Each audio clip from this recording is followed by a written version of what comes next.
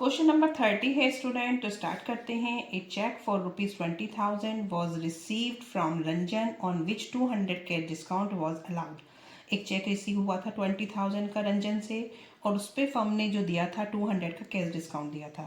The cheque was not honour on due date that date and the amount of discount was credit to discount received account. It means जो cheque dishonour हो गया due date पे, तो उस पर क्या था, जो डिस्काउंट अलाउड फर्म ने किया था वो डिस्काउंट रिसीव अकाउंट में दिखा दिया। तो जो पर्टिकुलर है वो एक साइड में एरर दिख रहा है कि आपको डिस्काउंट अलाउड और डिस्काउंट रिसीव में पूरी एंट्री का नहीं है, लेकिन मैं आपको एंट्री समझा देती हूँ कि अगर आपको कोई चेक रिसीव हुआ है और सेम डे डिपॉजिट हो गया तो ट्रांजेक्शन आपकी क्या होगी। Bank account debit, discount allowed. जब चेक रिसीव हो रहा है तो इट मीन्स आपने कुछ सेल किया है, तो आपके पास पैसा आया है और आप कस्टमर को डिस्काउंट अलाउड कर रहे हैं। आप मीन्स फर्म, ठीक है। Discount allowed account debit to Ranjan. ये ट्रांजेक्शन जब होगी जब चेक रिसीव हुआ था और सेम डे डिपॉजिट हो गया। चेक आपका डिसऑनर हो गया है ड्यू डेट पे, तो ये जो एंट्री है ये रिवर्स हो जाएगी। Ranjan to bank to discount allowed, ठीक है।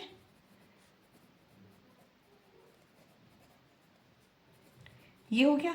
अब उसने क्या गड़बड़ की है, डिस्काउंट अलाउड की जगह उसने लिख दिया है डिस्काउंट रिसीव्ड। समझ आया आपको? करना तो था अलाउड, कर दिया है रिसीव्ड। तो डिस्काउंट रिसीव्ड एक्सेस में है तो क्या करेंगे अब आप, credit excess to be debited.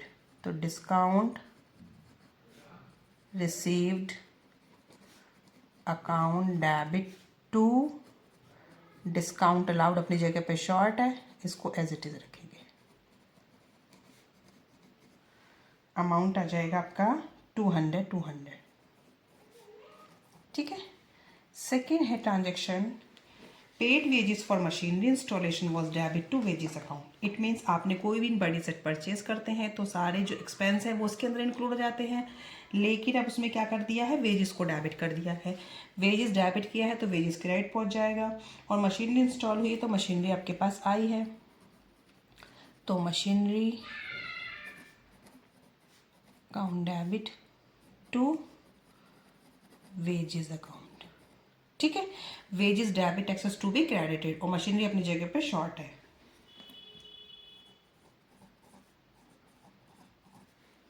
Next transaction है 10,000 received from Rakesh were credited to his personal account. The amount had been written off as bad debt earlier. It means 10,000 के जो अमाउंट है वो राकेश से रिसीव हुआ है रिटर्न ऑफ, तो वो किस में आना था, बैड डेप्ट में, लेकिन क्रेडिट कर दिया राकेश को। तो ट्रांजेक्शन क्या बनेगी, cash account debit to bad डेप्ट रिकवर्ड।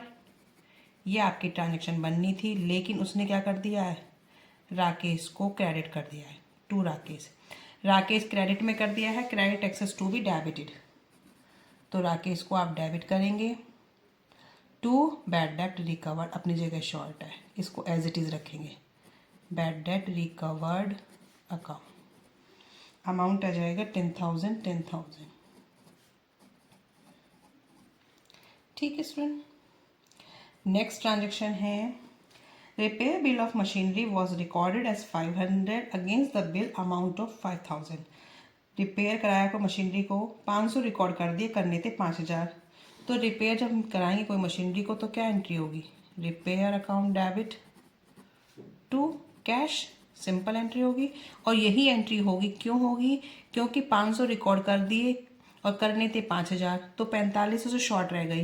डेबिट शॉर्ट डेबिट ही रहेगा, क्रेडिट शॉर्ट क्रेडिट ही रहेगा, बस डिफरेंस अमाउंट आ जाएगा, क्योंकि 500 तो पहले कर चुका, 45 और करने थे, ठीक है।